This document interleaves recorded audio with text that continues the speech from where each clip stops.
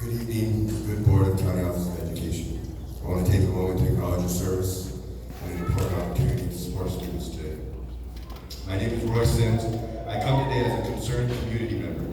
However, I have a unique opportunity and position of having previously worked at Seminole High School as a top data professional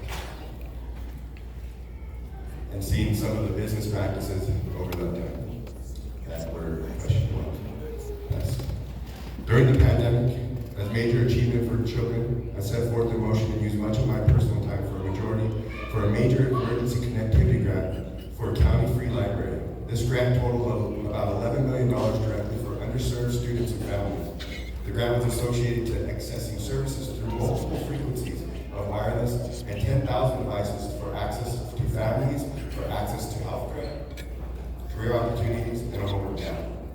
Through this process, I've been able to see how the homework gap is not always as a result of socioeconomic status, but more associated to how well communities can support the advancement of all children through collaborative efforts.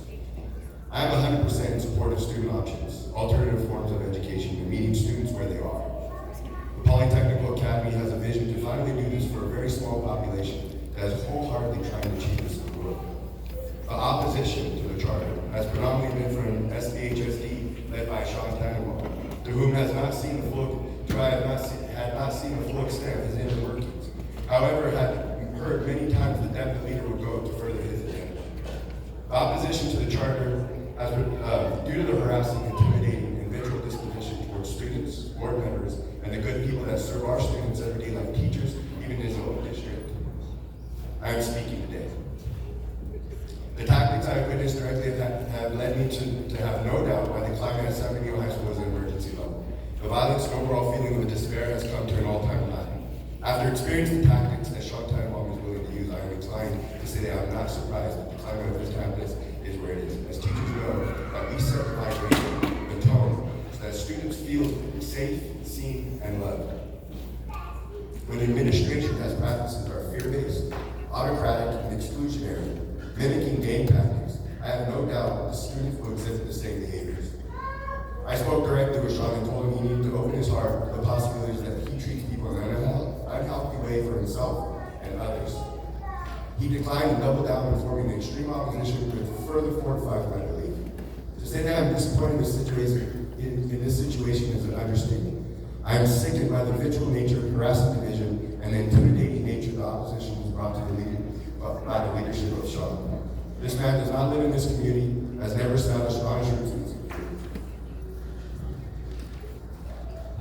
I wholeheartedly recommend he step down or the SBHSD board make the proper decision to release his contract if this is not the case within the year. Or if this is not the case within the year, I recommend the community that all board members be recalled based on their election and duty to protect students. The determining factor is the lack of empathy towards these students, his lack of openness to collaborate, and ultimately his will to put kids at a disadvantage to further his agenda. This plan for charter pulls, in his mind, from his next bond measure, where they anticipate another $250 million will be asked of this community for another high school. Let me be clear, yes, we need another high school, but it takes 2 hours to get to Dorado, and our overall infrastructure on all fronts needs support. Fortified by my experience in the Hollister City Council. This community will be hard-pressed to make another high school after Sean squandered the money on a Taj Mahal that focused on brand names, Italian pools, and other facilities where they overdone for no foreseeable functional difference. No one would pass this bond, especially not with his leadership and his willingness to destroy 200 kids' futures in another program to satisfy his goal.